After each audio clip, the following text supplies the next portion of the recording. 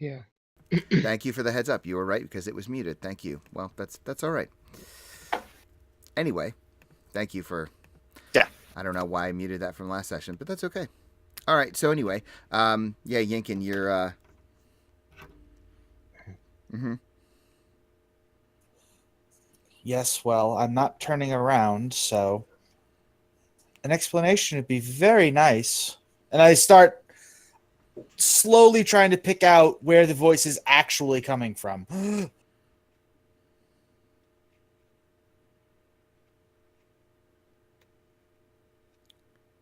What gives you the right to ask for an explanation here? And as the voice is coming, you're sort of starting to echolocate. Um, the sound is still coming from you. You still hear like a number of branches rustling and the leaves blowing around, but um, you are able finally to kind of pinpoint the sound. Um, you can see where the sound is coming from, but as you sort of like begin to look up, it kind of takes you a moment because all you're seeing is trees and leaves. And so you hear the voice, and right as it's finishing, um, you're sort of barely able to see a humanoid figure that is just sort of like hanging, like 1 foot down, like hanging a little bit, and the other foot on a tree branch of a what appears to be a male elf. He's very well camouflaged in the trees. It's almost like he lives here.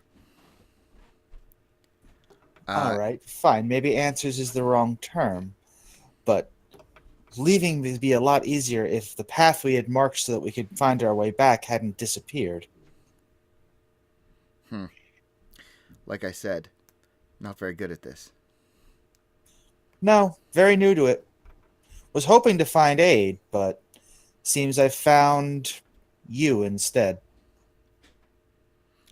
And I think you just hear like a snort come from the trees. Like it's sort of half laugh, half dismissive.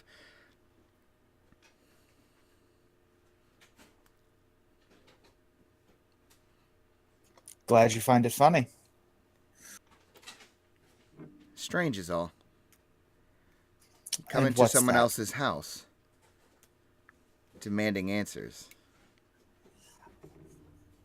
Yes, well, I'm a bit on edge after seeing the very large thing with a lot of teeth that I don't understand. Her? She's a pup. Young compared to most. Largest animal I've ever dealt with is a horse, so I'm a bit out of my depth. Not like to find any horses here. Wouldn't think so, but it's the frame of reference I have, so.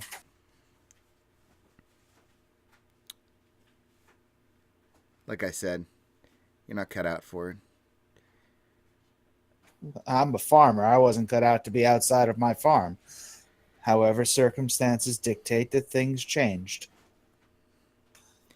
Now, would you kindly come out of the tree so we can have a conversation face to face? Where I'm from, talking from a, I'm going to say vantage point such as yours is rude, but maybe things are different here. That much should be obvious to you by now. I don't know Yeah, you. We don't know your friends. What sort of danger you bring. What's your purpose here? You speak of rudeness. What brings you to our home? oh, that's fair. I haven't introduced myself. My name is Yinkin, and we came to your home. Admittedly, we didn't know we were there yet. To possibly meet with elves that were supposedly in the south that we only just recently heard of. You found them. Seems that your And quest is over. I must admit, it was a little bit easier than I anticipated. You've been traveling through this jungle 3 days? 4? Give or take. You think Closer to finding 3. us was easy when we found you? No. I think surviving long enough to have this conversation with you was easier than I anticipated. I quite frankly expected you to try and shoot on sight.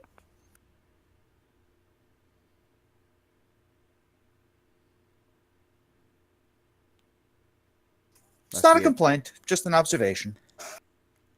Must be a dark place you come from. You should get back to your friends. They might be getting eaten by now. They've proven to be remarkably capable.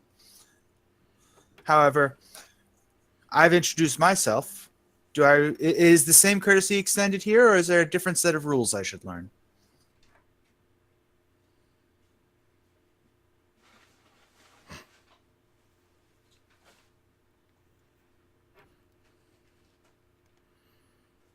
I think you just see him kind of smiling from the trees.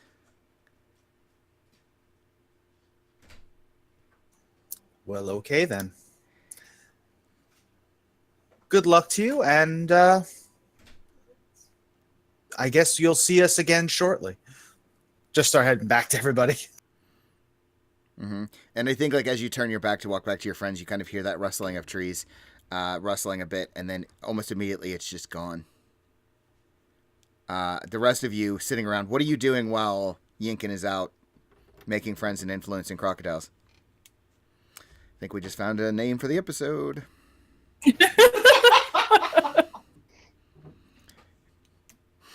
Anyway, what is everyone else doing when Yinkin kind of wanders off?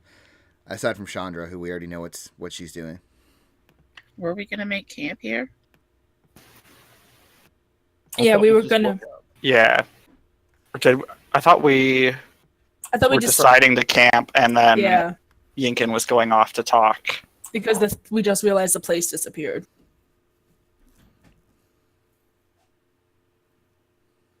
Yeah, we had decided to stay put for a day, so we were like establishing a, little bit better campsite than we've had in the previous nights. Kicking away more fallen brush and finding more comfortable spots to sleep.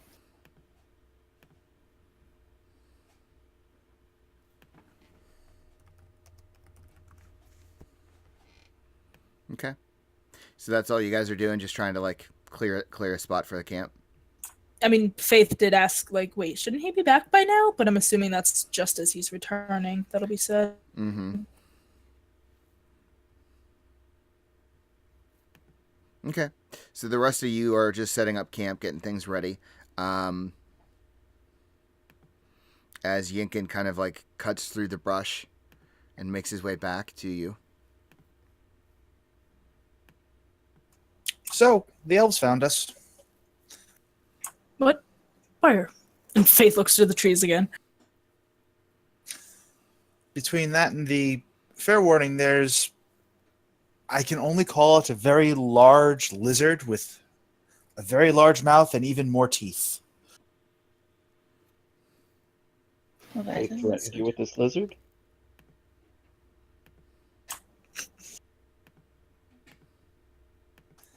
And one of the elves called it off from biting me, I'm assuming, and wants to know our purpose. And I'm going to assume, considering I couldn't find him the first time until he let me, that they're still watching, so they're listening. We were told they'd see us before we saw them. Yes, well, they did. But what? I mean, they just left us here? I have no idea. The one I was speaking with was standoffish. Can I do an insight check to see if he's being intentionally polite? Who, Yinkin? Yeah. Yeah, if you want to. Yes, I'm being intentionally polite. Yeah, exactly. Huh. Right. So are we in any danger from them watching us? Well, considering the one that found me and actually said something could easily have come up behind me without me ever seeing a blade, I don't think so. Wait, have they been watching while we bathe too? You've been bathing Really? in here? How Where? did you have time to bathe? You don't know. That's what I know. I don't know. That's why I'm asking. How did you have time to bathe? Vegetation is for. That's not. Yinkin's going to sit down and rub his temples. So, did you tell them we're here to find out more about what's happening and what's happened? I said we were here to find them, and he said we did. And that was about as far as the conversation actually went. He sounds like a Said I should dick. get back to you before you get eaten. By what? Bugs?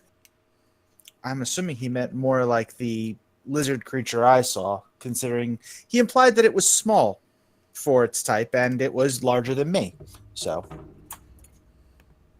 Was his intention for you to protect us, or for you to tell us to leave so they didn't eat us? he said we should go, not that we had to, but he did imply that we were invading the house. Faye's just gonna kind of look up at the trees. You know, we're getting all this secondhand, and he's not exactly the most clearly spoken. If anybody wants to come down and translate for what you actually want us to do, we're looking for answers about a darkness that's happened before and might be happening again. Faith, roll me a perception check.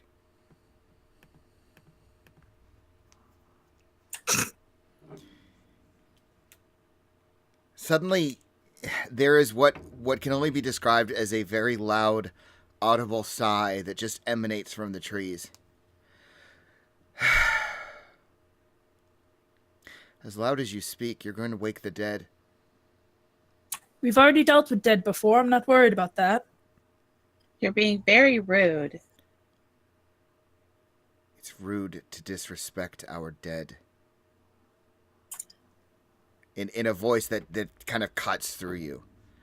Yeah, Faith does that thing where like she holds up a finger like she's going to argue and just goes, The I didn't dead think don't about need that. respect. I also should point out, you can't see this voice, and Yinkin, it is the voice you heard before, but he's speaking common, but it's broken. Definitely not what you're accustomed to hearing in Haven Rock or Bastion. Wrong word order, weird word choice, but it gets through to you. Okay.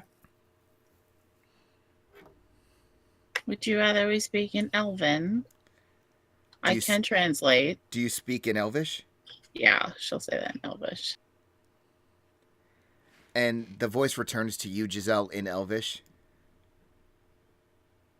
And it says, and again, much like Yinkin did before, something about his Elvish is off to you. He says, "What's wrong with your speech?" You and he both. We are from a very cut off place from the world. We are exiles from Bastion. I know not of this place. You should It leave. is a very dark place. You should not know of it. It's not a place you want to know of. You should not want to know of this place.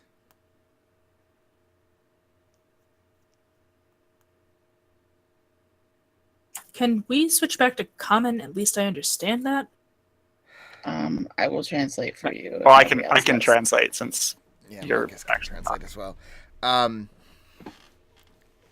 UN style. It's polite to speak their language. And I think the voice returns in common and says,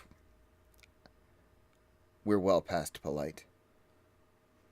What is your purpose here?" To learn. What? Whatever you have to offer. We're also looking for somebody. And she looks at Yinkin. A druid?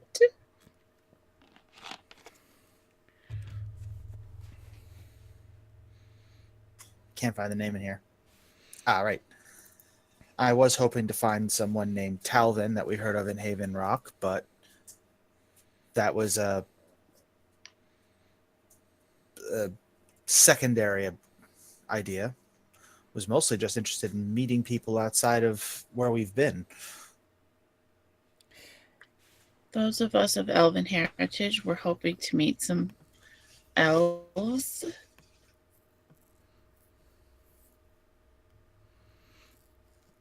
And I think rather abruptly, you hear a voice. I've chosen a name. Just bear with me. I'm not going to do what I did last campaign. I'm going to work hard not to. But in this instance, No A's, no E's. um, It's Um, AE something. um, no. So you hear a female voice, and it cuts in, and it's very again very elvish in a sort of pattern you're not accustomed to hearing, and a strong female voice with a kind of sigh that just says, "Stop toying with them, Tariq." And you hear the male voice just sigh again. Fine. And you don't see anything, and suddenly this male elf basically just drops whoosh, out of the trees, and he just like lands on a branch, and there's almost no sound when he lands. You notice a couple things right away. The elf called Tariq is fairly average height, 5'10", 5'11", fairly small of frame, but looks toned at least. I mean, he's definitely not bulky by any stretch. He's got brown hair that's pulled back in a number of braids. And, one of the things that the elves among you notice pretty immediately, Yinkin and Giselle and Marcus to an extent, his features are a bit, let's say, sharper than yours. His ears are more cut and angular than yours. His jawline, his eyes seem to almost like glisten, even though there's like no light down here that should have that effect. He's pretty tanned, like a kind of bronze kind of skin, and he's got a bow on his back. He appears to have a dagger on his hip, plus one on his ankle. He's wearing good leathers, but just enough that, it's not like full armor by any stretch. It gives him a certain flexibility, obviously, moving through the jungle. And he's just standing before you, and he's standing a bit taller than you. He's standing on these kind of roots of this tree, so he's got maybe a foot on all of you.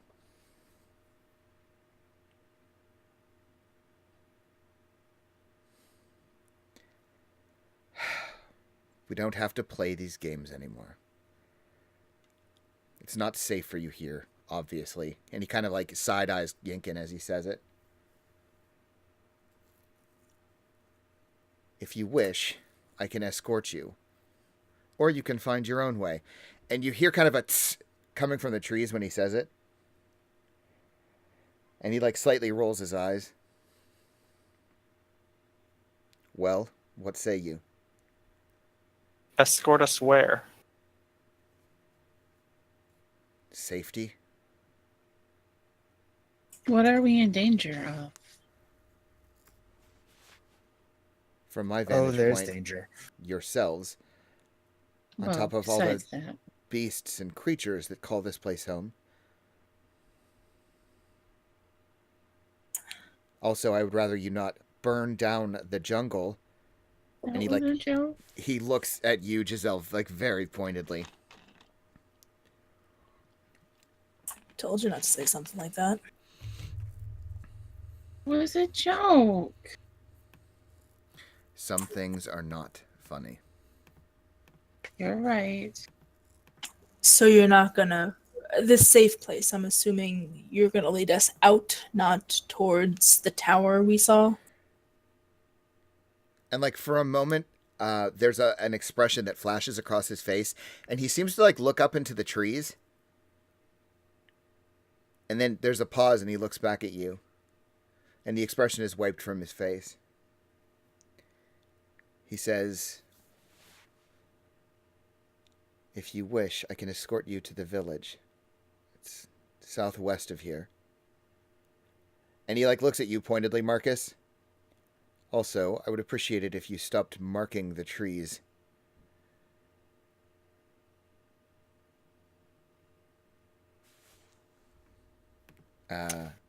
We'll see. And yeah, he just sort of like starts to head in a direction that you have no idea where he's going. Presumably he does.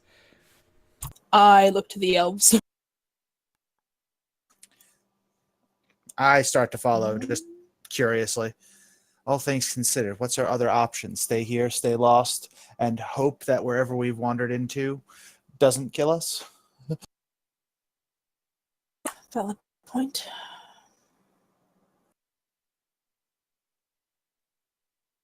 Yeah. Faith will follow. Yeah. Giselle will follow.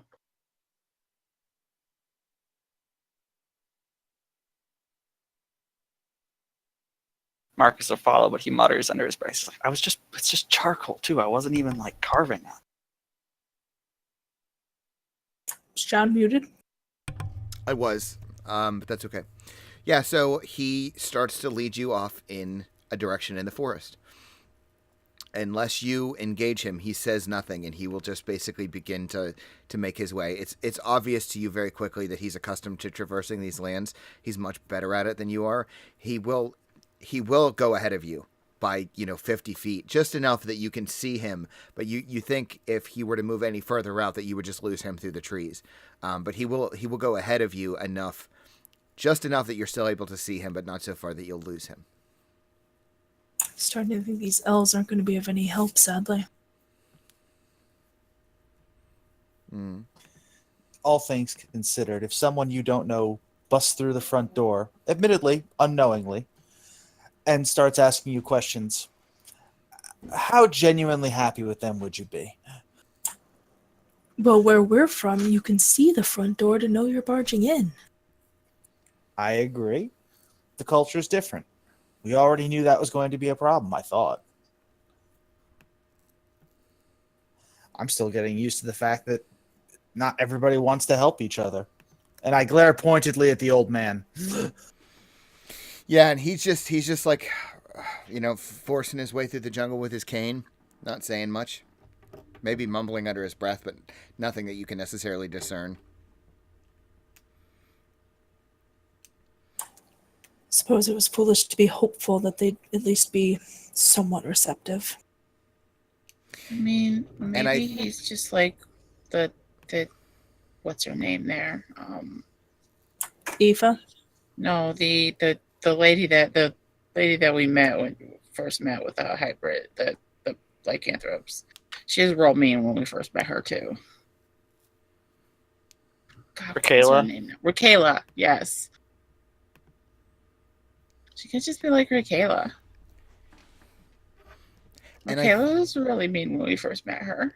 I think as you guys are walking and you're trying to follow Tariq through the jungle, those of you who are kind of like chatting about, his rudeness, you sort of just hear this female voice come down in Elvish from the trees that just says, he's to be ignored. He's young and foolish. Is Marcus still translating?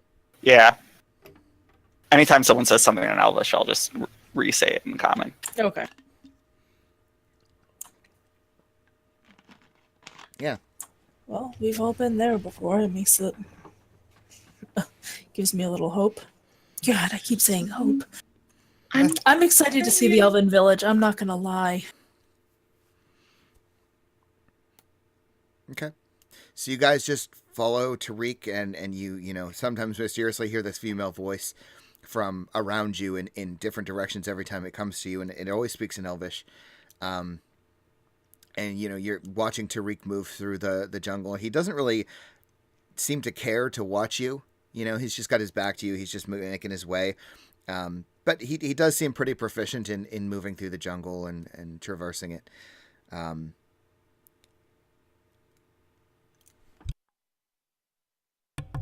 Sorry, coughing. So yeah, you travel for a number of hours, and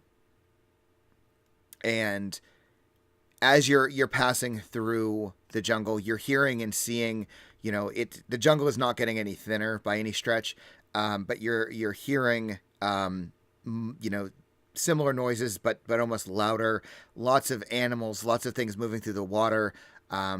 Avian creatures of a sort are occasionally heard. Some sort of like, that's not the word. Squawking is the word.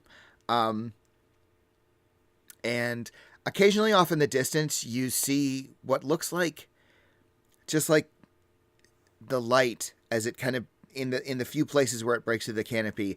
Occasionally as you're moving through, you'll kind of see the light look like it's like dancing through the jungle for a moment, and then it just kind of passes. You see, as you're moving through, you see this enough that it starts to seem common, but you're not really sure what you're seeing, like some deviations of the light. Being somebody who's used illusions to her advantage, could I do an Arcana check to... Yeah, I mean, you could try. This doesn't look like illusions. It, when you really focus down on it, there's something there. Like something maybe solid that's not an illusion. But it does appear to be like moving, coming in and out. It's really odd. But it doesn't, whatever is happening throughout the jungle, it seems to just, do its own thing. Okay. Is that female voice speaking in the same, compared to what we're used to, like, different dialect of Elven? I guess Yes. would be the best way to phrase it. Absolutely, yes. Hers is even maybe slightly stiffer than Tariq's is. Okay, good to know. Okay. So you guys continue traveling through. It takes you a number of hours. It's exhausting. It's hot. It's disgusting. Probably getting dark because we had traveled for a good while too. It was quite late. And you start to see off in, just at the edge of your vision, which is not great. You start to see some lights come up, but it doesn't necessarily look like firelight. And weird lights, purples and greens and blues, and it's dim, but you kind of start to come upon it. And it appears as though you've hit. Sorry if you hear the dog barking. You've hit kind of the edge of what is presumably some sort of village or town or something to that extent. It's hard to know. You don't really see any buildings as yet, but you're starting to see kind of a boundary. And Tariq kind of like stops and leans up against a tree.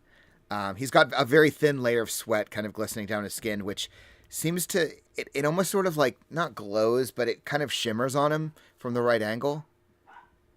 And he turns back, looks at all of you, just says in a kind of a slightly broken common, "This seems close enough." And he just sort of like wanders through, and you hear like a whispered conversation in Elvish.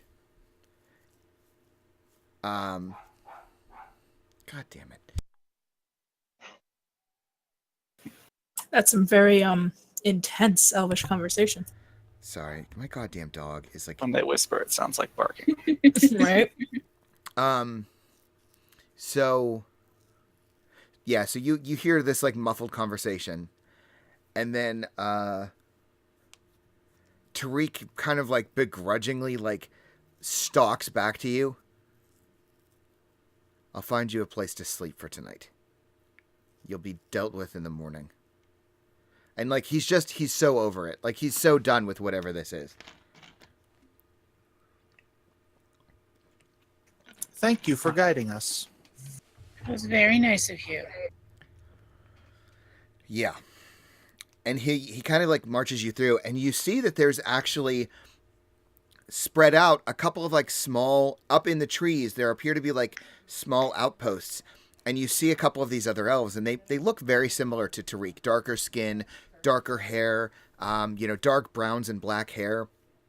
Very angular cut ears and jaw lines, and they just kind of watch you silently as you pass. They they look imposing but not intimidating.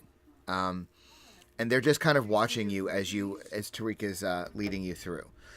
As we get closer to like the actual settlement, Faith's gonna kind of hesitate before like crossing the threshold. Something wrong. I feel like I shouldn't walk in there as I am. At this point, I think hiding's well past an option. Besides, we shouldn't have to hide who we are. Even I think that's something we all agree on. It's what got us into the most trouble, is having to. True. Yeah, all right. And Let Marcus do this. He talks better than me. she'll move forward again. Okay. So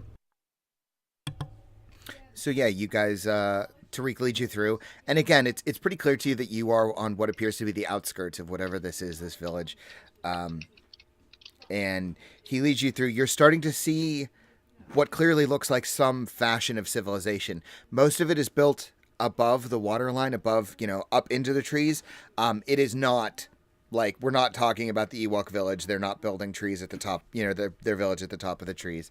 And they do have some small like steps that they try to use the environment as best as they're able. So they'll use like tree branches as steps and things of that nature. Some of them appear to have been grown for that purpose. So more Avatar than Ewok?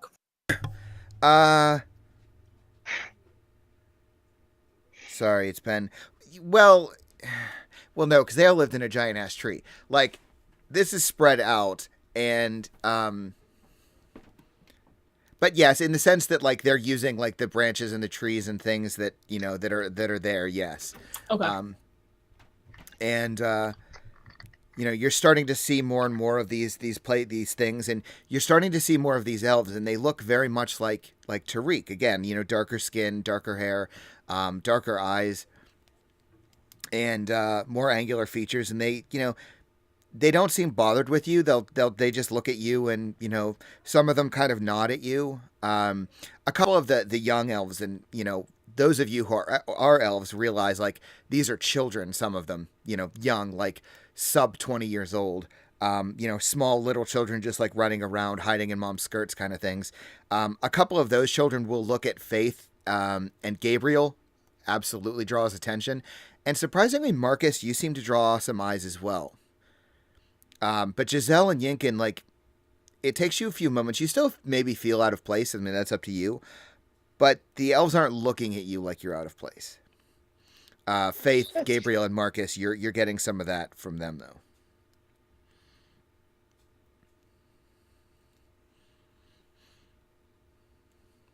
I don't think I would say anything. I'm Okay. probably thinking it's out of jealousy. Okay. Faith probably starts to fidget with the hand motions for like disguise self, and then like stops herself. He does not like the scrutiny. Yeah. And Tariq leads you to a kind of up maybe like 2 short flights of stairs, like up and to the right into this. It's kind of a hut that's been built, and it's definitely on the outskirts. And you're seeing, and again, like they've had to build the I don't want to call them houses, but we can just for simplicity's sake for the moment. Again, like in places where they fit naturally. So they are at times a little close. Sometimes they're spread out. It just depends on how the land has kind of grown. And this one definitely sits further on the outskirts. You are seeing a lot of light. You're seeing a number of elves moving about. And Tariq sort of like there's kind of you see on the inside, there's kind of a curtain. It looks like it's been made from like dried leaves or roots or vines or something like that. And he kind of just, pulls it as if to show you, here. And there's a number of like windows. There's no shutters at all. It's clear to you that they're trying to maximize airflow, obviously. And he just gestures at it. I'm sure this will be more comfortable than anything you had planned for the evening. You're absolutely right. Thank you. And he just gives you this like, and again, it's not an angry nod, but it's definitely not happy. He's not happy about it. And he just sort of like turns, and again he kind of looks up at the trees, and there's something that occurs to him, and he just like turns and walks away. As he takes a couple steps away, I say, "You've been so hospitable. Could I ask you to bring us some food?" Yankin face palms.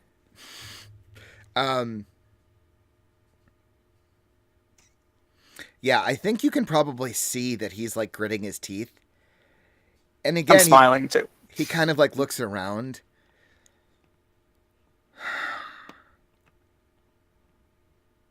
Fine. I'll bring what I can. A bit of fresh bread goes a long way to shutting him up. Faith says with like a teasing glance to Marcus. It's true. I can get him to do almost anything if you just give him some warm bread. And like, at this point, Tariq is gone. Like, he's turned his back on you, is just walking. And I want to look up into the trees and just in Elven say thanks. Like up toward where he was glancing, because... Yeah, and give me a perception check.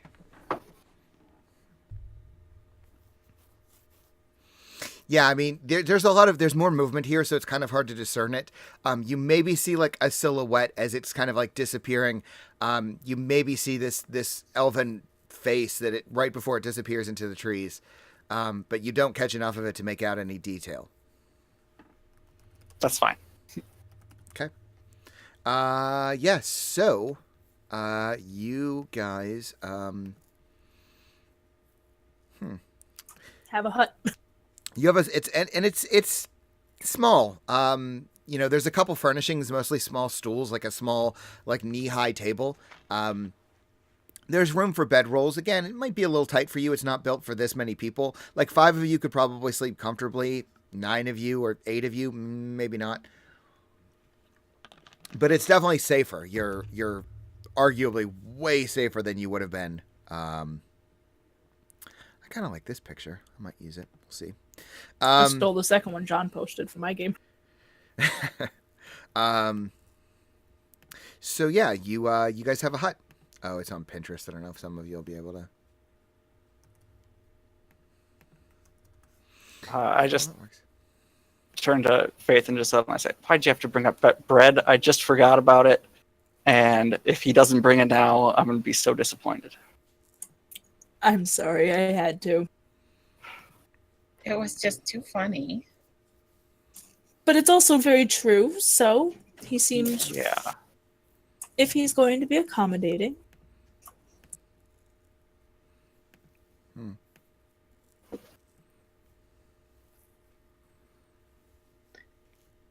What do you guys I think do? this is just what the world is nowadays. Seems like we've been treated like this everywhere we've gone, except from the ghost. I'm starting to think that a lot of the world just kind of minds its own business.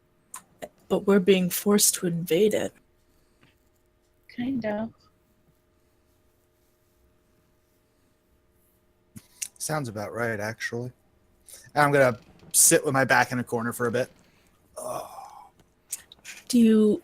And she's going to kind of look up and out for a moment, but... Do you think we should still post a watch tonight? It couldn't hurt. I think if they wanted to kill us, they could have done it easily. If they were hiding in the trees the whole time. They obviously were watching us at least as early as when we got to the border of the whatever this is, because forest seems the wrong term. I'm not so much worried about death or theft. It's just... I don't know. I'd like to know what they're looking for, maybe? Never mind, it was a stupid idea. I don't think It wasn't a stupid idea. But yeah, Faith seems very anxious in general. I think wherever we go, we're going to need to be cautious and take our own actions to keep ourselves safe.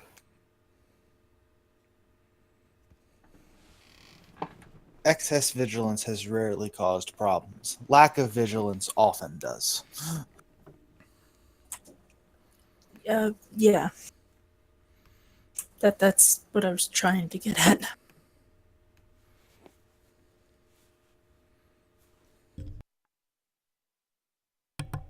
So as you guys are having a conversation, you kind of hear like a light thud.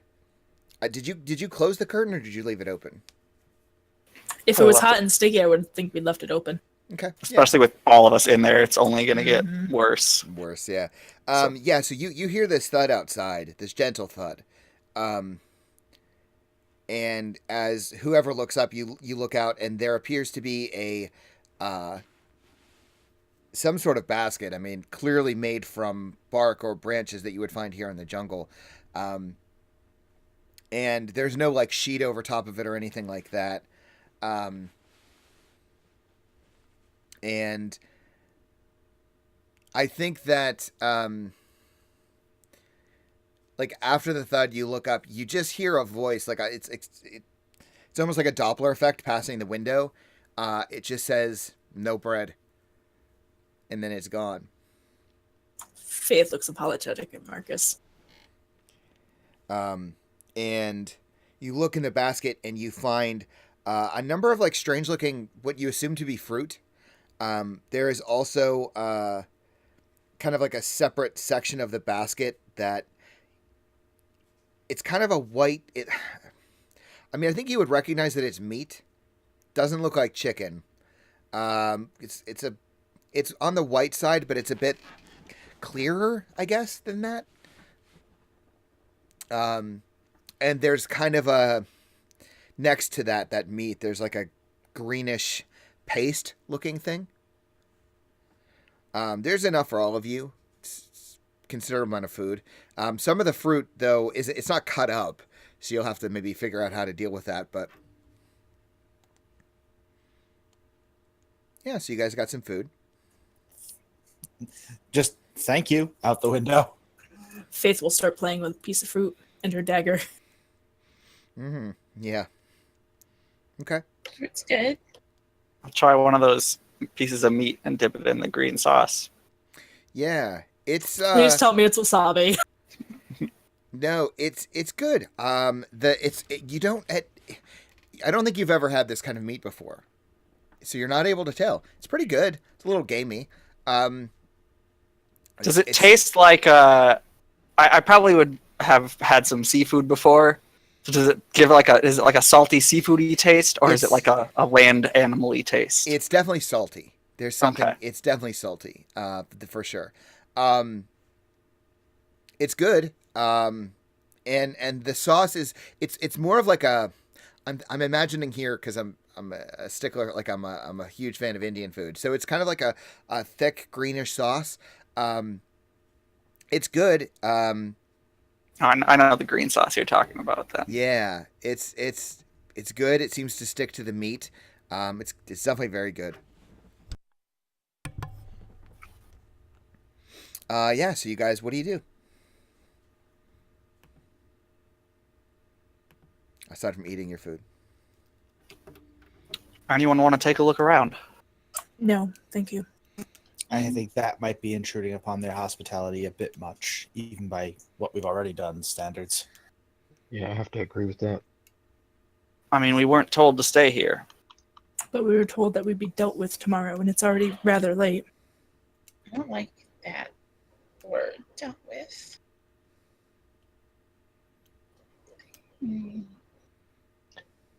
I think it's a bit of a trend that we're seeing, and I think it comes from the darkness of the land, is that I don't think we're necessarily being judged personally, but they're seeing if we have been corrupted by what's outside.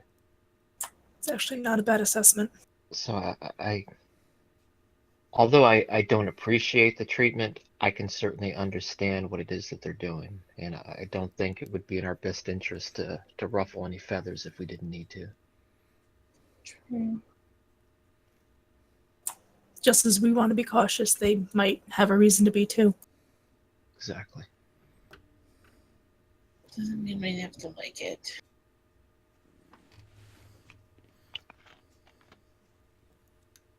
I dare say most of us haven't liked our situation for at least a few weeks now. Truth.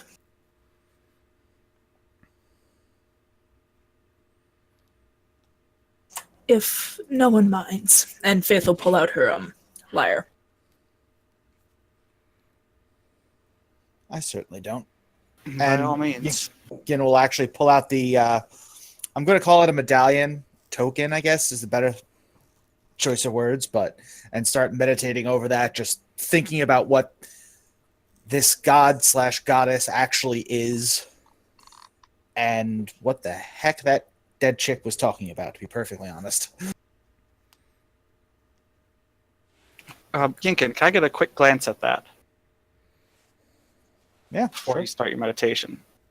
And I just pull up the relief carving I've been making and just kind of compare them for a sec, and then say, all right, and then sit down and just start adding some finer detail and making it appear more like the tree and the holy symbol. Fair enough. I kind of forgot what that other tree looked like. I mean, I remember it, but Okay. So Faith, you pull out your lyre and start playing some tunes. Marcus starts doing some wood carving, and Yankin is meditating on his medallion. What are Gabriel is? It looks like chatting with the NPCs. Giselle, what are you up to?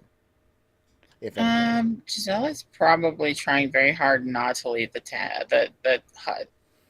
So she's probably at the door, just like looking out, like watching everything that's going on. Yeah, and the thing is, as you well know, elves don't sleep as humans do. So there's still people moving all around, even though it's night. It's very clearly night. There's still activities happening. I mean, it's not like, there's not a local dance, but people are still moving about, working. You see some children. I think you probably see like a mother kind of chasing her child around because, the child's awake and being very playful. Mm-hmm. So mom's making sure the child doesn't, get hurt. And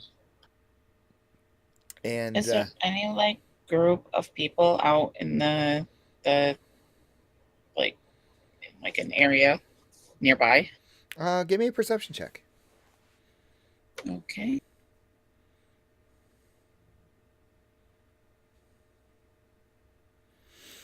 So you're kind of like glancing about, and you see this woman and her child kind of like running, and the mother chasing her child down, and you see that the child kind of starts to bolt around a corner, and mom in a way that only a mother can, she just like snatches her child and like turns her about. And as you see where the child was going, there's kind of an area around the bend where there appears to be a kind of like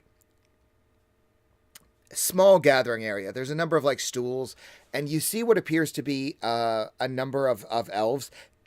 To you, it's pretty obvious that they look older, some older elves, and they just appear to be sitting around. Some of them are like smoking what look like pipes, and they just appear to be chatting. Is anybody watching her? Like at the party? Faith's probably into her music. She's gonna slip out. Okay. Yeah, I mean, and go in the gathering of older people. Okay. And they all strip naked and have an orgy. No. Oh God. Just gonna note, you've opened that door now, Sean. We've all been really well behaved. I don't know why my brain was just like that. God, where was that reference even coming from? Anyway, so Bob's Burgers. What? I don't watch Bob's Burgers. Oh, you should. It's a good show. Okay. So it's a great show. So you sort of slip out and start to move, around, and you see that this group, and it appears to be older males and females both, and they're sitting around just chatting, and there's kind of there's very obviously a familiarity between them. They are very close, and just chatting, and even when things get quiet, it doesn't feel awkward. This is probably a thing they've done for years, decades, centuries, but nobody, they won't unless you make a fuss. Like they're kind of paying attention to themselves. They don't notice you unless you want to be noticed. I think she'll just hang back and listen for a while, see what they're talking about. Try Yeah. and not be like completely noticeable. Yeah, and it's mostly at first it's just kind of telling stupid jokes or talking about the day or talking about their great grandchildren, and talking about basically just what's been going on and just very casual like diner chat. Interesting. So nothing too interesting. I mean, it doesn't seem that way, no. I think she'll go forward after like there's a lull in conversation, and she'll just like clear her throat. Yeah, and this older male elf kind of turns up and looks at you, and like you can see initially like the look on his face suggested to you like he was going to yell, like it was probably some young child interrupting them or something, or a grandchild, not yell, but like, chide a grandchild for being out of bed or something like that. And he looks up and there's a look on his face, and then his eyes go kind of wide. Oh, why, hello there. Hello, my name is Giselle. I thought I would introduce myself. Huh. Interesting sounded like name you for were- an elf. Pardon me, I- that was rude. Please. And like all the other elves have kind of noticed and are like looking at him, and they're all like starting to look at you. I was born in a human settlement. Ah. Well, not your fault, I assume. No. Would you It like wasn't to... my mother's fault either. I'm sorry. I'm old, as you can clearly see. And he like winks at you like he's making a joke. Like, oh, forgive me. I'm old and foolish. He says, would you like to sit? Yes. Please. Of course. And I think one of the other elves, another older man, he actually probably looks older than the elf you're speaking to, says, you can have my seat. It's late.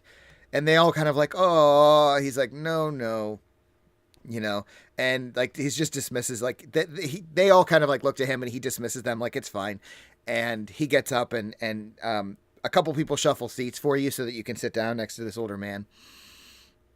Thank you. Well, yes, please. Giselle, welcome. Everyone, Giselle, everyone.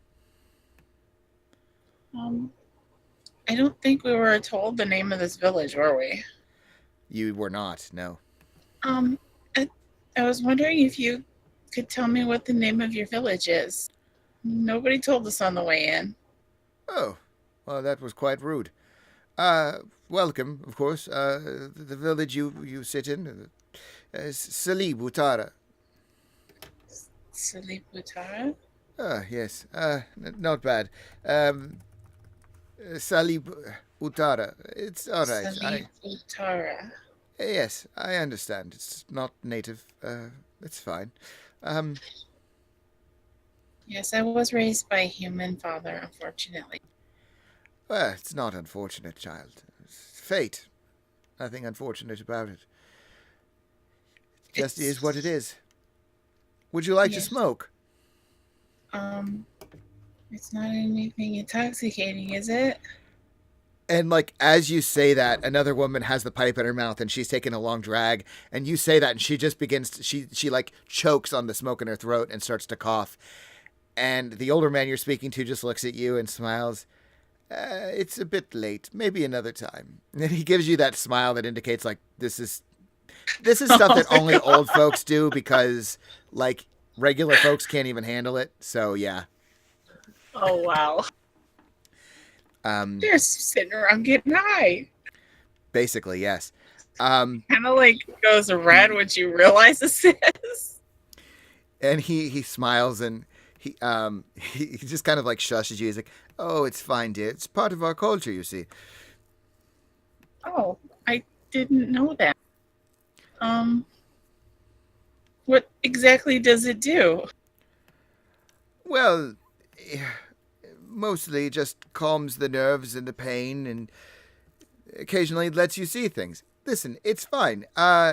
We just we can probably find something more to your tastes. And he Does like it looks around the inhibit group. magic at all? What did you say? Does it inhibit magic at all? Uh, well, much in the way that one should not imbibe alcohol and uh, you know, mount a horse. It's probably safer not to, imbibe and practice magic. We'll and like he's looking around the group and they're all looking like really awkwardly. He's like, "We'll find something more to your liking. Don't we have something?" And they're all like looking at each other like side eyeing. Giselle going out and getting high with a bunch of old people. Yeah, and he looks at you and says, "Oh, I'm sorry. This conversation has taken quite a turn." It's fine. And he puts his hand to his chest, and he says, I am Dharma. It's a pleasure to make your acquaintance, Giselle. It's a pleasure to meet you as well. So, you're new in town. And he like smiles to himself at his stupid joke. Yes, very new. Just a little while ago, in fact. Tarek brought us in. And when you say that, a couple of the elders across from you, this older woman, just makes this grimace. She says, "Ugh, brash young fool. He's going to get himself killed one day." And Dharma's like, "Oh, dear, stop." She's like, "No, he was courting one of my grandchildren. My great, one of my grandchildren. I don't like him. He's..." And like Dharma's He's just very capable.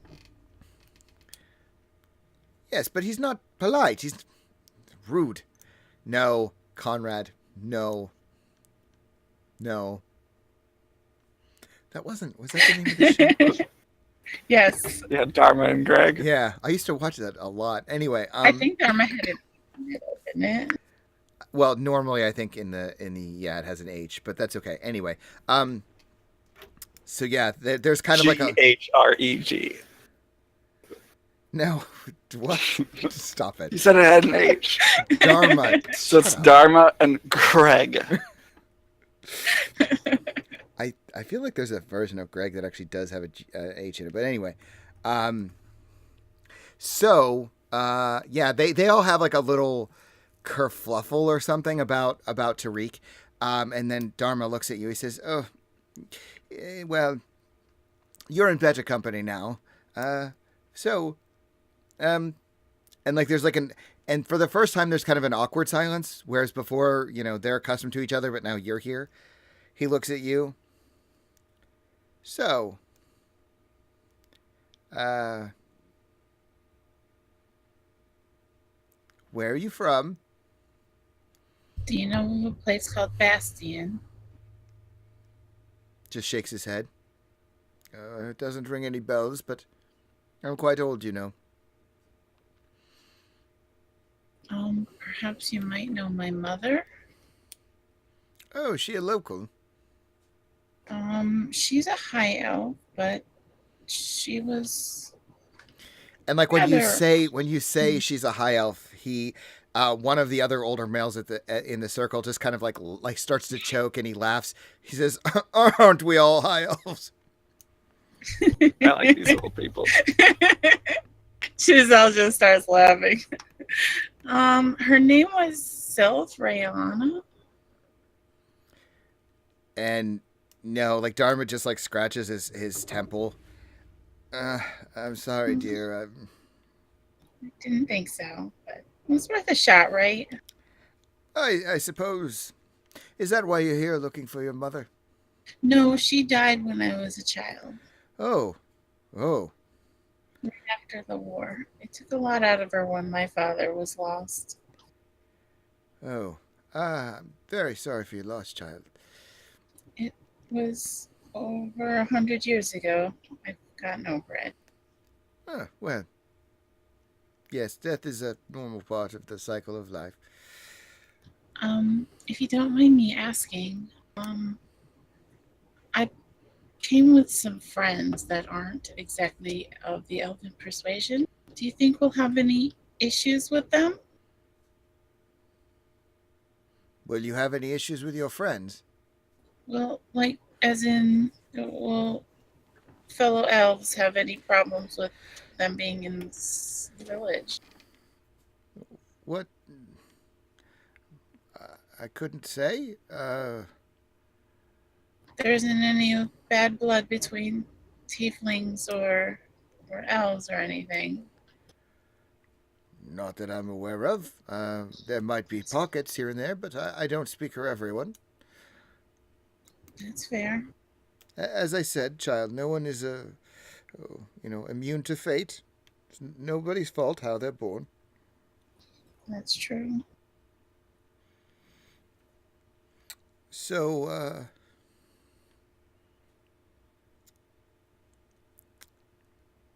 it's getting late. Yes, it is. I should probably get back to my friends. Ah, well, yes. Good. Well, good night. Do you need an escort? Or can you find your way? No, I'm just around the corner. Oh, good, good. Well, good. She'll stand up and she'll just give them all like a little curtsy. Mm. Thank you for talking with me. It's been a pleasure, dear. Come find us again. We're usually here every night. Most All right. nights. Every night we're here. Yes. All right. Thank you. Yes, of course. Have a good evening. And she'll go back to her little hut with her friends. So while you're having your little conversation, Gabriel, you're back, gauging the well being of the NPCs, and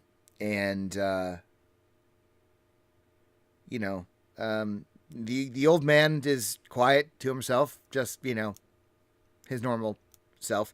I think Chandra is. She seems better, but mostly because she's distracted. I think at a number of points you basically see her like staring out the window or trying to get glimpses of these elves. She has a kind of fascination. Something about them is drawing her attention, which, for your purposes might be good because it seems to be distracting her or from whatever sort of pain she's been in. Dala is still pretty stiff. She seems more at ease, but not by a lot. And of course the kid, Jalen, he's just a ball of excitement. Like he's probably bouncing off the walls, trying to get looks at these elves. And I think at a couple points, like you probably see some of these younger elves outside playing or running around. And, Jalen probably wants to go play with him unless you try to stop him. I doubt I would stop him. I'm not necessarily, I guess, having like full-blown conversations with any of them. More or less, as we're passing food around, people are taking food. I'm kind of, I don't know, eyeing them down, kind of reading each person, wondering why they're still with us, kind of thing. This has not been an easy trip, and just knowing the way that Gija kind of left, and even though I didn't have such a great feeling about Haven Rock, I can't help but think that some of these people could have benefited from staying there. And yeah, I mean it's definitely strange. It's kind of weird. But yeah, Jalen will go outside and he will start to basically play with the other children. They will. It's kind of that thing if you've ever seen like at a playground where children of different ethnicities kind of like start studying each other. That's kind of what's happening. They're sort of like inspecting each other and trying to figure out what's going on there. yeah, I'm not going to chase him down, but I'll keep an eye on him in case like he gets in trouble or something. Okay. Yeah. So while that's happening, what else? Faith, you're playing your music still? She'll be playing for a while, but if she notices Chandra's distraction, Mm-hmm. I think she'd maybe not approach her, but just kind of bring up the conversation. They're all so beautiful, aren't they? I've seen elves before, but none such as these. Is it the jungle? Or they're just so.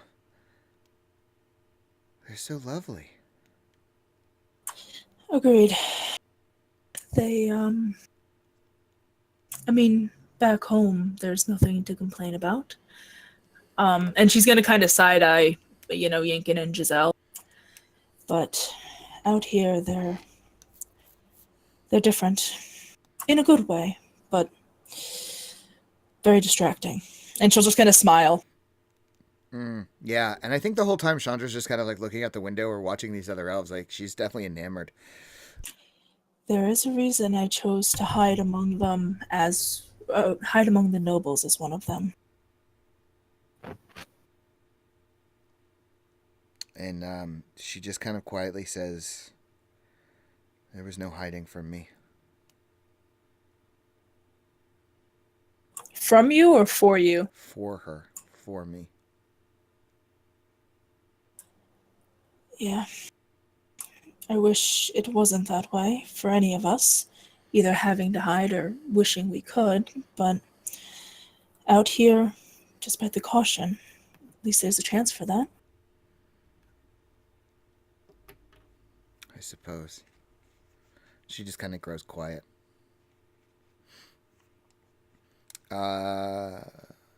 What is everyone else doing? Marcus, are you just carving? Yeah, just relaxing and getting some well-needed rest. Okay. That isn't again up against a tree stump Mm-hmm. or tree trunk, I guess. And They Yinkin, probably you're do a lot of logging here. yeah. Yinkin's studying your medallion. Studying the medallion and trying to think of any story my parents would have told me about old gods. I can't imagine it came up very often as the child of a farmer, but Yeah, I mean, if you wanted, I would let you give me like a history check. It would be pretty hard, but I will try anything once.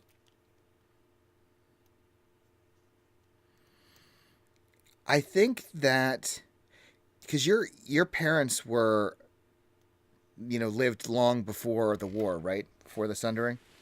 Yeah. I think that they probably had a kind of like maybe when the Sundering happened and they were fleeing, they probably had like a book. One of your distant relatives, well, maybe not distant for an elf, could have been an uncle, aunt, something in that vein, who was maybe an historian or a librarian, who knows? But they had a book, but it was like a tome, very thick, overly detailed, something that like a child would have absolutely no interest in. And you're trying to recall from like you as a child, maybe you had a moment where you were reading through this book or trying to figure out what it was, but of course being a child it didn't really keep your interest for long. You do have a very vague memory of there is kind of a there are the greater deities and the lesser deities, and I think you have a kind of memory flash before you of maybe because there was like an overly like an illustration in the book of two. They were representations of gods in the book, who were like running through the forest. One of them had one of them was, in the illustration was symbolized by the symbol you hold, of the tree. And the other one is symbolized by what looks to be an abstracted unicorn's head. And they're kind of like running through the forest together and playing. And That's all you can really remember. More than I had. Yeah. So yeah, you have some recollections. Now, as Giselle, you're coming back from your little powwow with the elder elves. As you're approaching the hut that you've been given for the evening, you hear this female voice behind you speak in Elvish. And you definitely didn't hear this person approach. And she says, "That was very respectful of you, spending time with the elders." Oh, thank you. It just seemed like polite. Elders have lots of knowledge. We should always respect them. Indeed. Do I see this person? I mean, do you turn? Because she's behind you. Yeah. Yeah. I'll turn. So you turn back, and there is this elf. She's, you're probably better able to gauge her age than most, being an elf. She's probably mid 300s. Yeah. Quite lovely, though. Still a quite handsome woman. Very light brown hair. You suspect, given how it looks, that it was recently in braids, but it's been kind of pulled down, and it kind of flows slightly awkwardly around her face. She's wearing leathers and similar to what Tariq wore, but she does not appear armed, and she just has her arms crossed behind her back. Does she sound like a female voice from the forest? She does. I take it you're the one that was with Tariq. She nods. Tahira. Tahira, that's a very pretty name. I'm Giselle. Yes, this I know. It's a shame you didn't show yourself sooner. You're quite lovely. And she just gives this kind of tight-lipped smile and nods. Thank you. I was taking an evening stroll. I just wanted to show my gratitude for the time you spent with the elders. Many do not respect their wisdom. More should. The world would be a better place if more people respected their elders. And she kind of nods with her head in a way that's slightly dismissive. She says, "If only that were true." Although, do elves really always get high like that? And you hear a sharp intake of breath. And you see her fidgeting a little bit, like she's trying to hunt for an answer. No shame or anything. It's just very interesting. They are quite old, and how they spend their time is up to them. Hopefully, they gave you some sober wisdom. And you can see in the look in her eye, you telling her that they were kind of high. She knows what they do, but she of course wasn't expecting them to be completely inebriated. At any rate, I should be going. I just wish to thank you and bid you good night. Thank you. Good night to yourself. She nods. I hope you stop by later. I'd like to talk with you some more. We shall see. And she just abruptly turns heel and begins to walk away. Giselle's just to herself.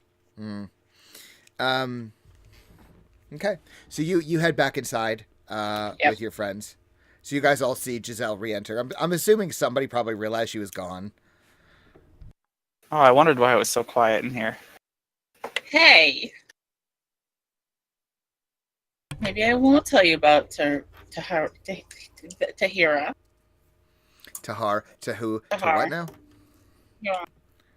Or the elders of the village. How many enemies did you make for us? None. That's all I need to know. Seems like Tariq is kind of a black sheep of the village, though. So But he's so nice. I know, right? He's It's a so surprise. wonderful. Not sure the sarcasm is wise if they're probably still listening, or if he's still listening. He's probably got better things to do. He brought us here. Wouldn't be surprised if he was made responsible for keeping an eye on us. Well, then, he should be having the funnest time, because I know how much he loves us. Yeah.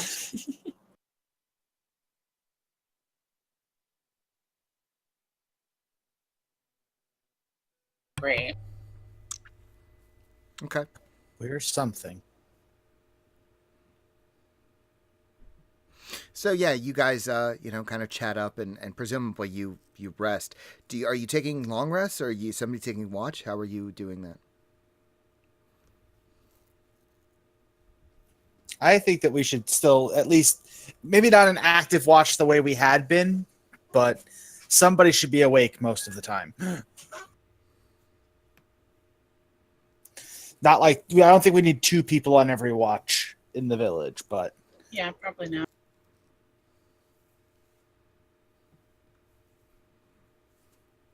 Perhaps just us elves? Yeah, we could do that again. The 2 of you. Works for me. that's fine. I'll take the first 4 since I'm still meditating is the closest I can come up with.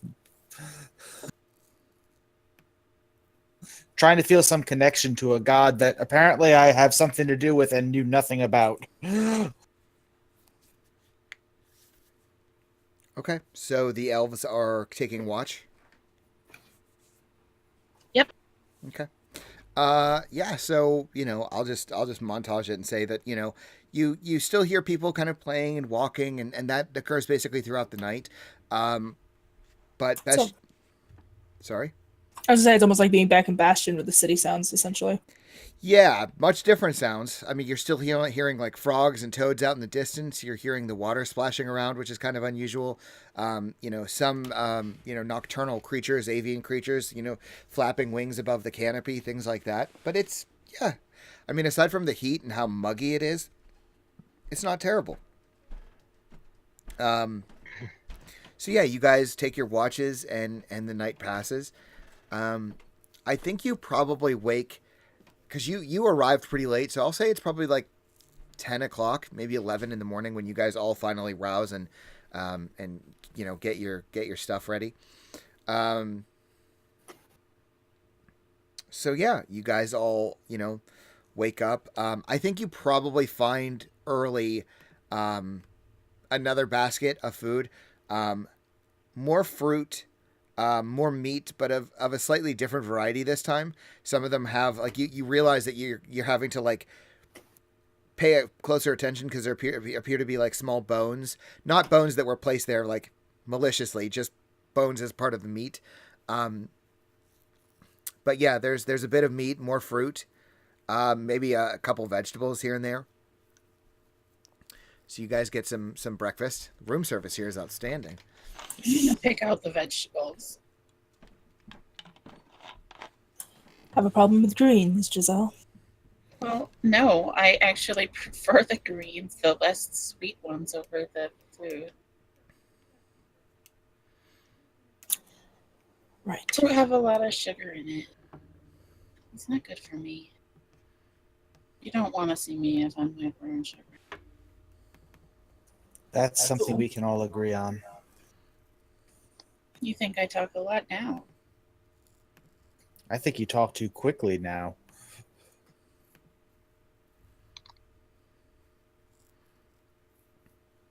All right. So what do you guys do? Faith will peek outside to see if there's anybody waiting for them since they slept in so late. No, I mean, people are moving about, same as you've seen. Still, the noise level here pretty much stays the same around the clock. Because at any given time, there's people obviously trancing, people moving around, doing work, what have you. But yeah, nobody appears to be waiting for you as you peek outside.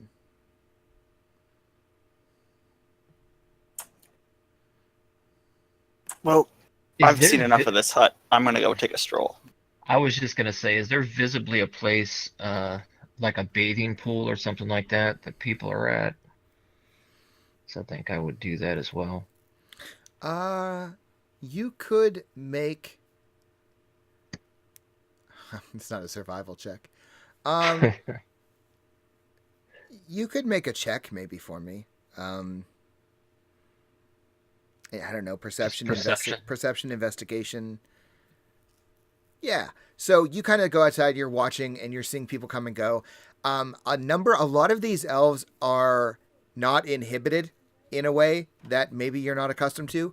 So you see a number of folks of all ages. Like you'll just see like a woman strolling completely nude, like through the jungle, heading off in a certain direction. And they'll have like a towel or something wrapped around their shoulders, but not in a way that covers them up. Like they're just not inhibited in that way.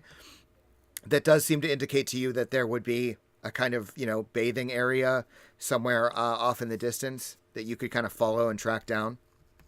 Yeah, just turn into the hut. I'm gonna go clean up if any of you would like to go. And I head off towards the naked chick. Okay. I'm coming too. Okay. Yes, you guys, you, Gabriel and Giselle try to follow through and follow these folks to try to find this bathing area. Does anyone else go with? I want to go, but not to the bathing place. I just want to go stroll around the village. Okay. See what kind of trades people do here. If there's any like obvious shop fronts or restaurants. Looking for what kind of civilization this is. Like what do they produce? What do they do? Mm-hmm. Okay. Sure. Faith's probably gonna stay in the hut. Okay. And Yinkin? Yinkin's curiosity is going to get the better of him eventually, but in the beginning, he's going to stay in the hut. Okay. So first we'll deal with Gabriel and Giselle. You track down this bathing area. It's quite large. It's wooded, so there is privacy if you want it. Most people don't seem to care. It's a more open space where there's some flowing water. Giselle, as you approach, you notice first that there's a couple of the elderly folks here that are just completely nude, like sitting on the edge of the water. And they just look up at you and smile politely. You see a number of elves of, like I said, all generations that are just bathing. You see a couple children playing, but there doesn't seem to be any separation between the sexes here. She'll wave at her friendly acquaintances. Mm-hmm. Those are the elders I met last night. They're nice. They're very nice, but don't take anything they give you to smoke. Why do you say that? Not that I would smoke anything. Well, it's intoxicating a little, I believe. I mean, unless you're into that. Not really. I appreciate the heads up. They're very nice, though. I start disrobing. Just. Mm-hmm. Giselle, immediately walks away from you. Okay. So, Gabriel, you start to disrobe, and it doesn't take long that a number of the elves kind of stop and start to stare.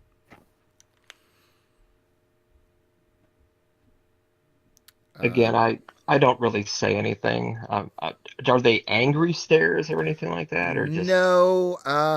There's some confused looks mostly. A couple people have an expression that you might read as awe on them. Mm-hmm. But nobody really says anything, at least not yet. Yeah, I go to the pool, more or less start bathing, start cleaning up again, similar to what I did when we were by the caves. No modesty whatsoever, just out in the open. If any glances, head towards me or anything like that, I don't stare them down or anything like that, but I'll kind of like nod in acknowledgement, good morning kind of thing. Mhm. That's about it. If anyone approaches me, I wouldn't shy away. Okay. Yeah. Yeah. Mostly it takes a few minutes. Like there's kind of a tension in the air as you do that and people are watching. But again, there's no real hostility. But after a few minutes, most people seem to like settle down and like go back about their business. A couple people still, you notice, like glancing at you, trying not to stare. And Giselle, I'm assuming you disrobe and bathe as well. Yeah, she's Okay. very much more business-like about it. Yeah. Okay. Yeah. So you guys bathe. Marcus, you start to find your way through the village. People again. You do get some odd glances here and there. And as you're making your way through, you do see there does appear to be a large number of people who are dressed in the same fashion as Tariq. People who are wearing these leathers, carrying a bow and a knife, and they seem to be there's not everybody is dressed like that, but you do see a greater number of folks like that, and they appear to be like heading in or out of the village at any given time, and you probably are able to gather that a large part of the economy here, fishing, hunting, gathering are obviously a big part of what they do. But there's also, before long, probably like an hour or so, you're kind of like wandering through the village. You see a number of these kind of hunters coming in. A couple of them are carrying what looks to be I don't want to say skinned. I'm not sure exactly if that's the word, but it looks like the large body of something like a crocodile or an alligator. Another younger hunter has what appears to be a large toad or frog that they're carrying, and you can gather by kind of following them and watching that these folks make leathers. They make armor. They make it's not unheard of that they make bows, things of that nature. But yeah, they making leather here seems to be a big part of their trade. That's probably the first big thing that you notice. All right. Yeah, so you kind of make your way through, and like I said, you're getting an odd glance or two here and there. You probably get some unfiltered stares from young children as you're making your way through. I probably walk around without. And even though I feel like half elves are pretty common in Bastion, it's kind of like the same stare you get. I'm not quite human, not quite elf, so. Yeah, and again, there's no hostility, but it's. Yeah, so I just kind of like brush it off as I'm walking around. I don't really think twice about. Yeah, let them stare, whatever. Mm-hmm. Okay. And about how, as I've been walking, like about how big does this village seem? It's pretty spread out as you're coming to realize, but it's quite. I mean, it's quite large. It's not city size. It's definitely a large town. Okay. But again, it's pretty spread out. But yeah, the size, just the population and things, it seems to be a pretty large town.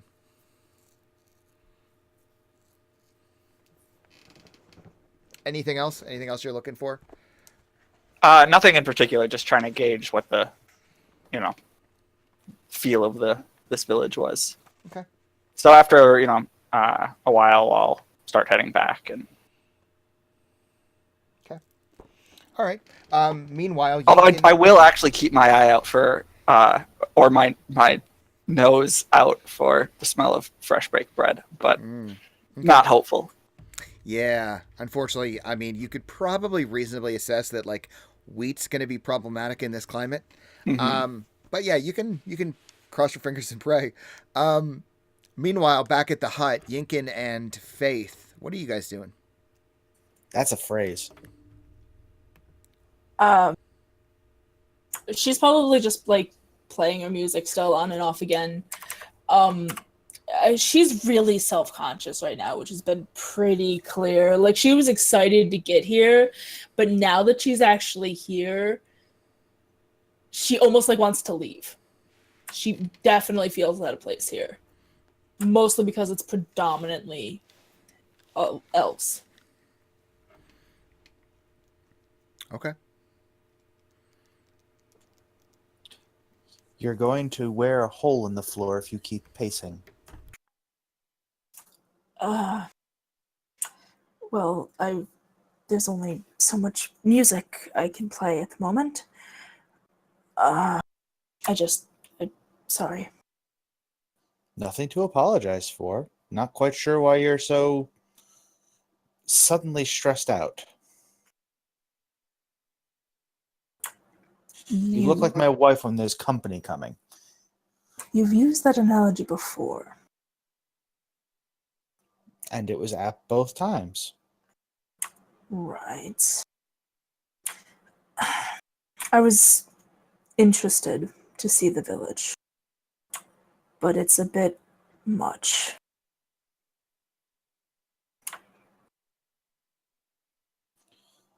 I admit it's more than I was expecting, and yet nothing like what I expected.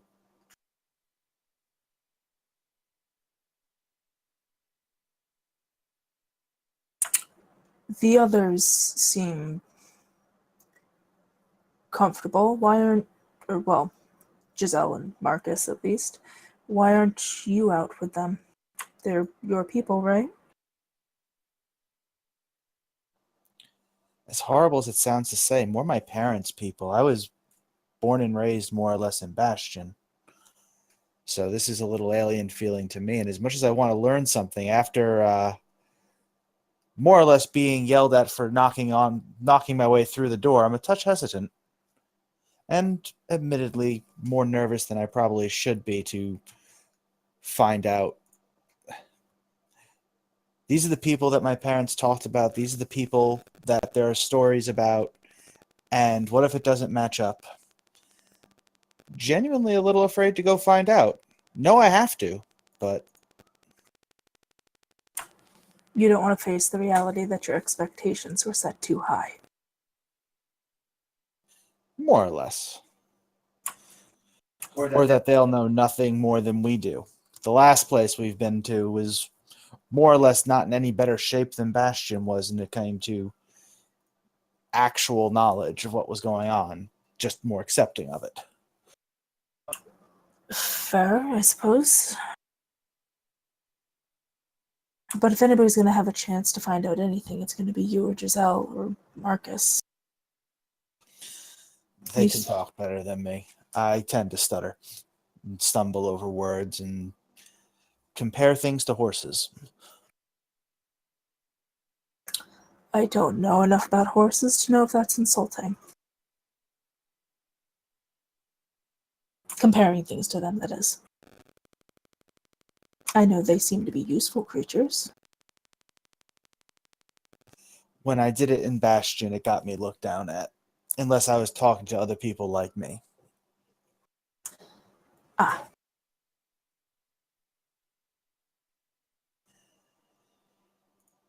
But I'm not going to find anything outstanding sitting in this hut staring at this token, because for the life of me, the only thing I remember is a book that I didn't care about at the time. Books have an annoying habit of being like that. Useful once you've left them behind. But don't tell Giselle I said that. Oh, why not? Are you kidding? That would be fantastically entertaining. Go. I'll stay here in case anybody comes looking for us. Thank you. Mm-hmm. And Yinkin would go, at very least, just, not so much like tentatively, but just very tourist. Not going anywhere in particular, just looking. Okay. So yeah, Yinkin, you go ahead and leave the hut. Giselle and Gabriel, you guys can finish bathing.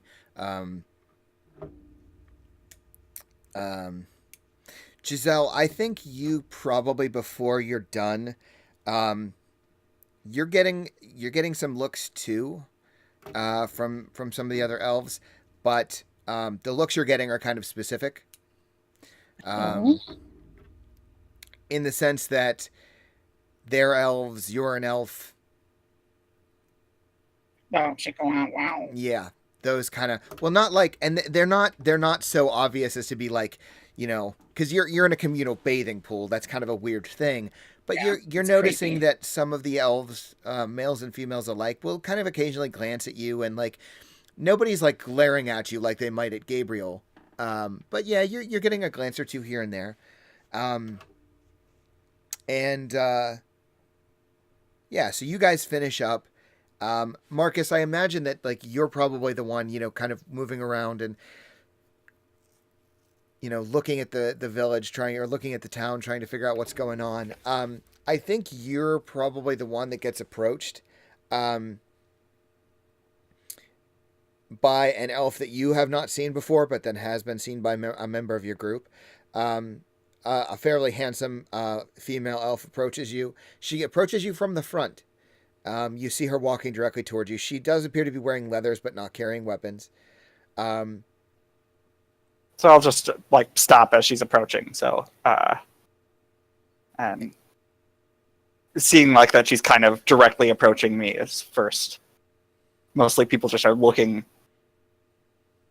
So I'll just kind of stop and Yeah. wait for her to, And yeah, she comes upon you and she nods at you. I hope that you slept well. better than we were the last few nights. Last week. Yes, of course.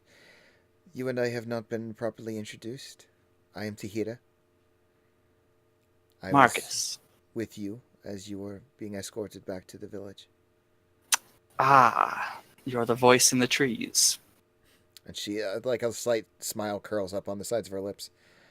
Indeed. It seems that you and your friends are growing comfortable here. Were you finding what you were looking for? Well, I just was wanting to see, what this village was like. And while I'm still looking for things, it seems pretty nice here. We would like to think so. What is it that you're looking for, if you don't mind my asking?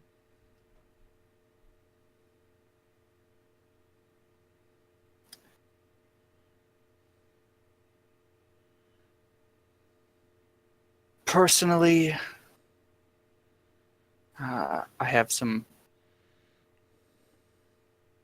answers to my own questions. I don't know that I'll find them here. I don't know where I'll find them. But as a group,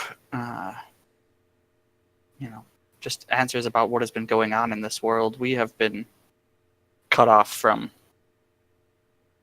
everything outside of our city until maybe a month.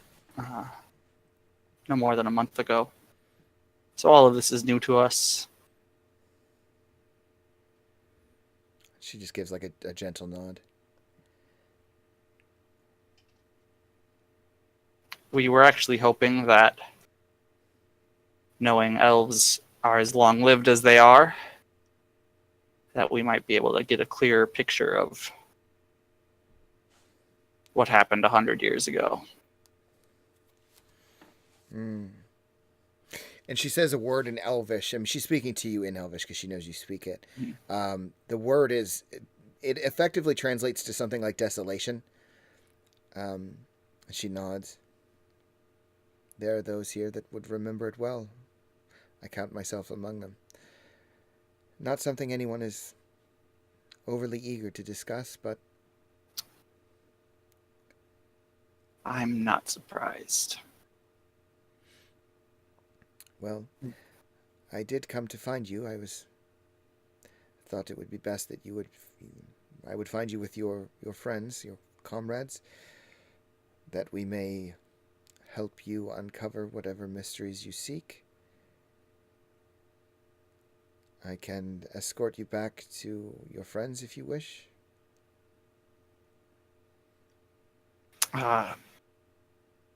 Yes, I would enjoy the company. Do you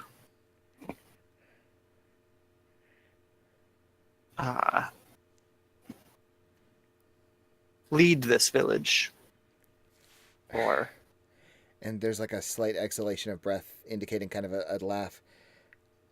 No, I am.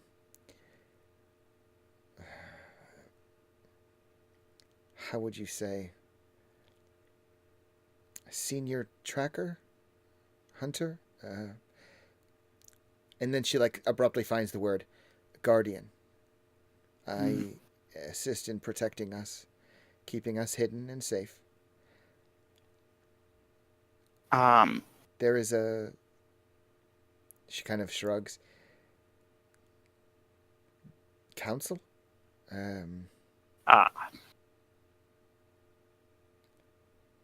Much older and wiser than I.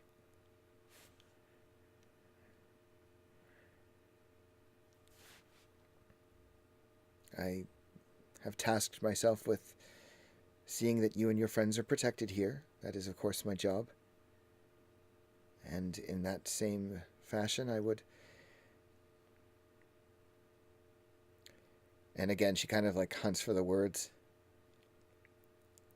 Host you?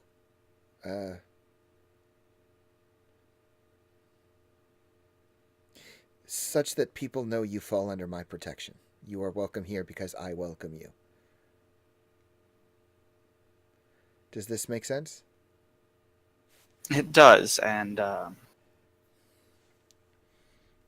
I'm sure our group will prove deserving of your protection. You need prove nothing to me. Shall we go? She kind of gestures for you to head back. Let's. And the two of you start heading through.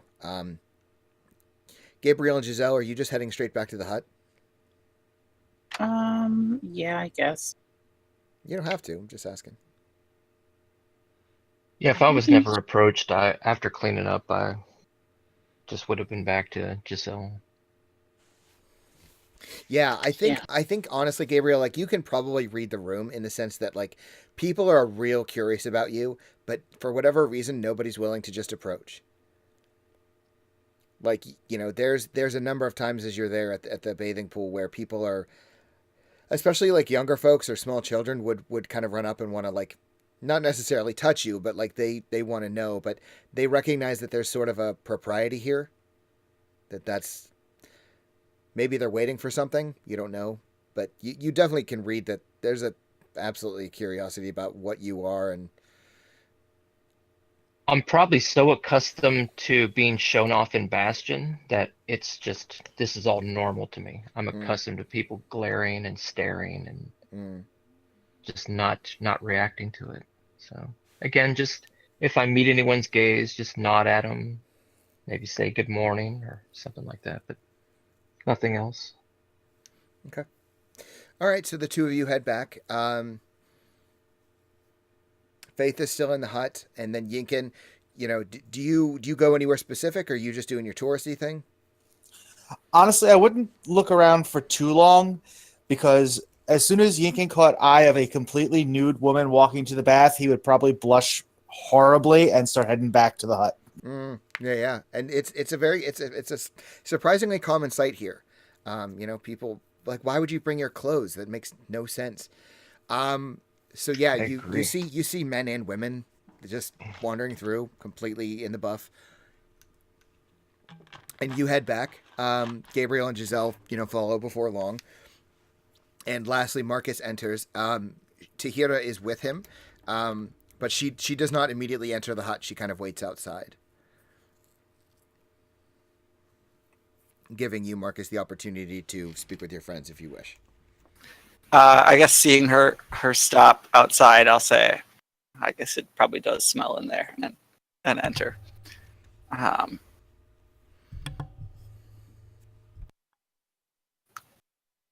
And see if everyone's back, and I say, well, I met Tahira. She's waiting outside for us. I believe we will be taken to a council to perhaps get answers to our questions, perhaps answer their questions. An exchange of information. Possibly. I don't really know what they'll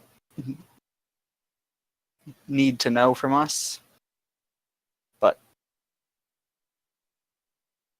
she did say there are, a number of individuals that would remember the Sundering, though perhaps not anxious to speak about it. Unpleasant memories and all.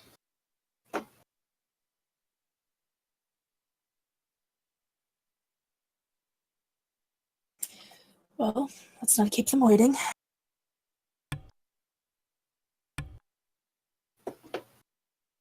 Indeed.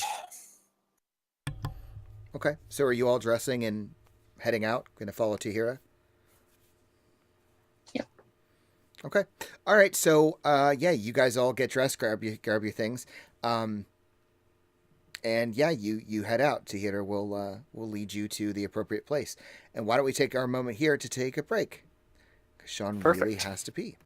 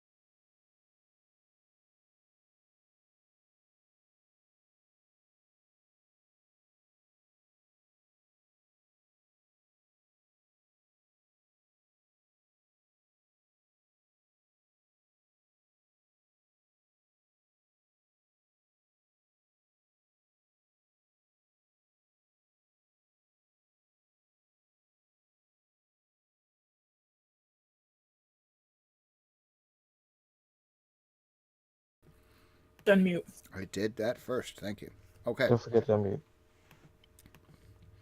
So, you guys are all dressed and ready to go. And you are headed to presumably meet the council, right? That's the goal. Mhm. Okay.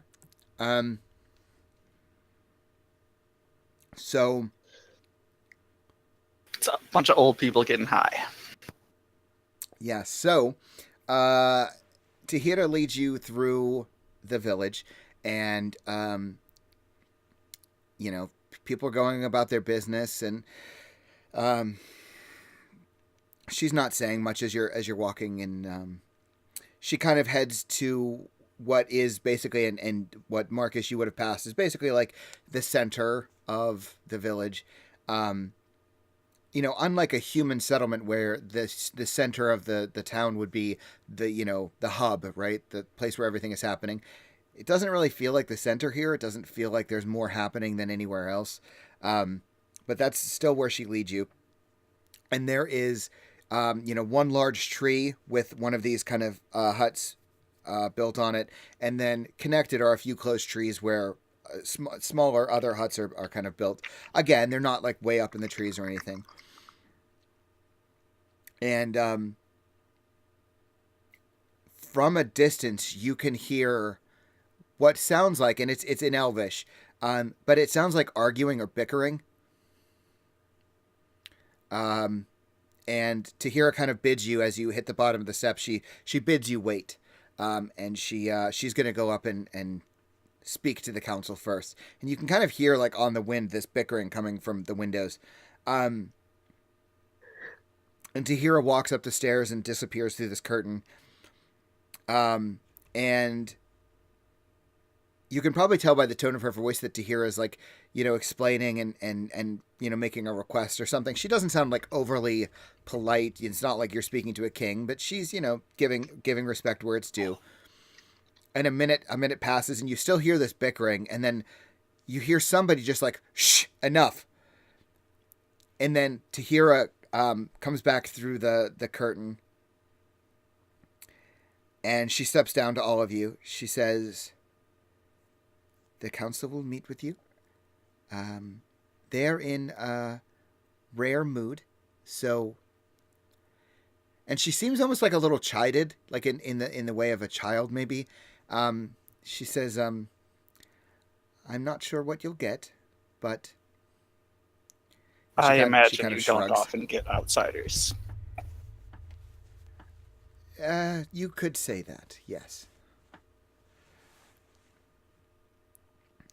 But if you'd like to go, after you. Marcus will enter. Okay, so you head up the stairs. Thank you. You see this large center room, and you can immediately, as you pass through the curtain, you smell like herbs and cooking, and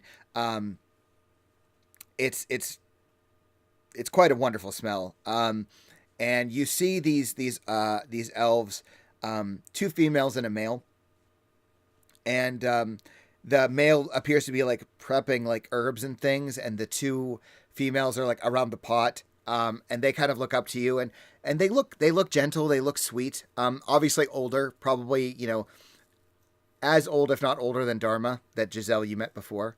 And they all just kind of like look at you, and the man who's got his back turned because he's working the herbs kind of turns and nods at you and gives you a gentle smile. And then you all enter, I assume. Yep. And there's a couple small stools in here. And one woman greets you. "Hello. Welcome. Would you sit?" Pleased to meet you. "Ah, yes. And like they're speaking in Elvish, by the way. So those of you who can't speak Common, you do not understand a word of this. And the woman looks at you, Giselle, and nods. She says, "Yes, a pleasure to meet you as well." And yeah, they just kind of continue. The two women are like fussing over the cooking pot, and the older man is kind of still like cutting up his herbs.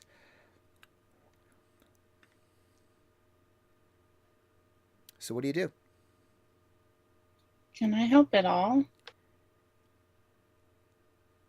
Um, I'm not very good at cooking, but and the one woman who hasn't spoken much says, "Well, you could clearly help if you would tell her that she's using too many spices." And like the other woman you're is like, "I using am too not." many spices.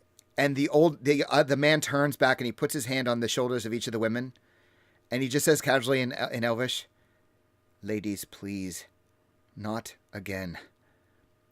And they like look at each other and they're kind of like glaring, giving each other the evil eye.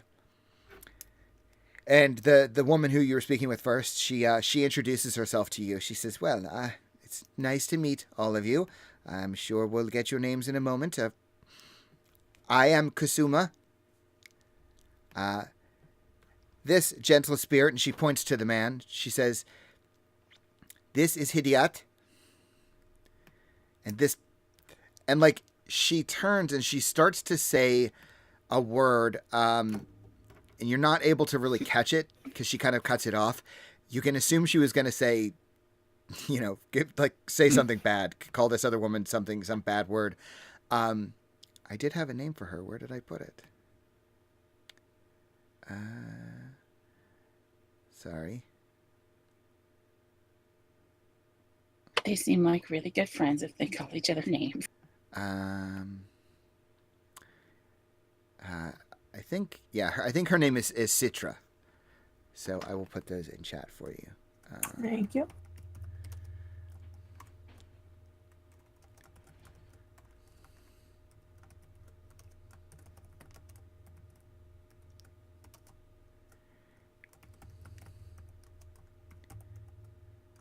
Okay.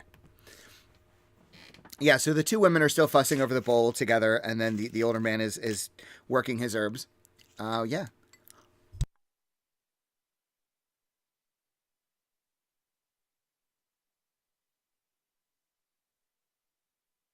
What do you do?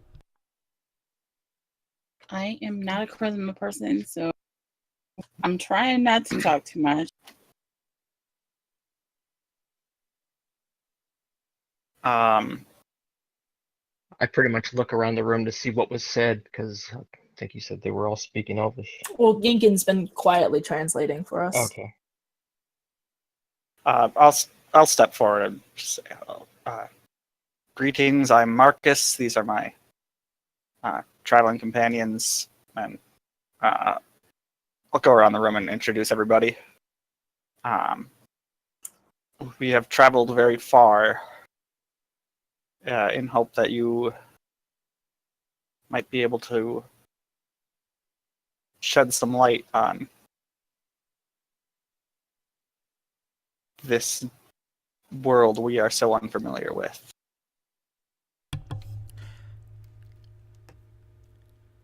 That's quite, and Citra speaks first. She says, "That's quite a request. Could you be more specific? We might be here all day." And I think Kasuma kind of like chides her and like slaps her on the wrist as she's like trying to mix something into the cooking pot. She looks at you and she gives you this very gentle grandmotherly smile, Marcus. She says, "Oh, just ignore her, child. She's just angry because she doesn't know how to make properly." And she like names in Elvish this dish that they're making. And you can see this like exchange of glances, like they're ready to fight.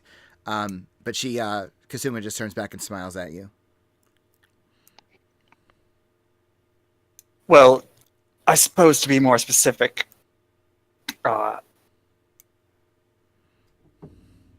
every day of travel we have made since leaving our city has been through what seems like a cursed landscape.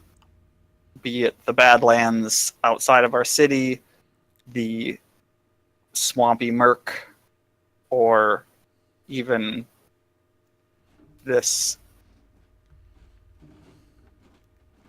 nearly or difficultly hospitable. I mean, you guys have made a fine village here, but I think that must have taken a lot of work and a lot of effort. Others probably would not have been so successful in this landscape.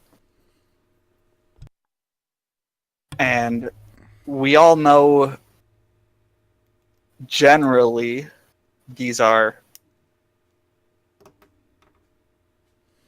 due to what happened 100 years or more ago. We call it the Sundering. I believe you call it, and then I'll use the same word for desolation that Tahira had said before. Mm-hmm. But none of us know anything about what that was. We've all heard wildly different stories.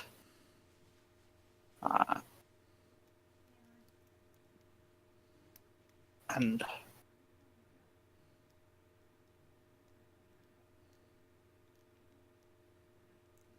we thought perhaps learning about this elven village, that there might be people here who could provide better first-hand accounts. And, for a moment, Kasuma and Citra kind of stop fighting with each other, and Hidiat turns and faces all of you, and they're just kind of like listening to your question. And there is kind of a sullen atmosphere that falls over the room. And Hidiat, the man who basically hasn't said much of anything, if anything,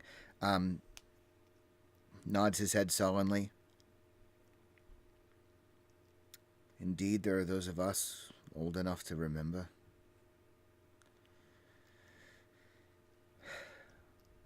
Like, you can see all three of them, like there's kind of a weight that's been put on them physically.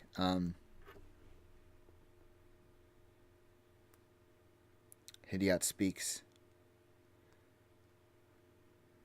All of us lost much.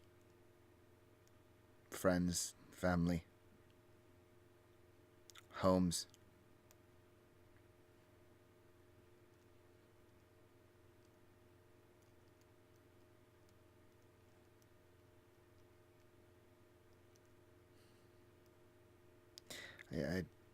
And you can see like there's a moment where he can't find the words, like he's just it's kind of hitting him in waves.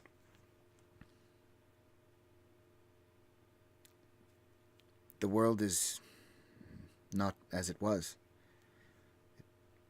It likely never will be again, and learn to live with it. Kind of gestures around as if gesturing to the village and, the home that they've made for themselves. I can't tell you how it grieves me that this has been your experience of the world, but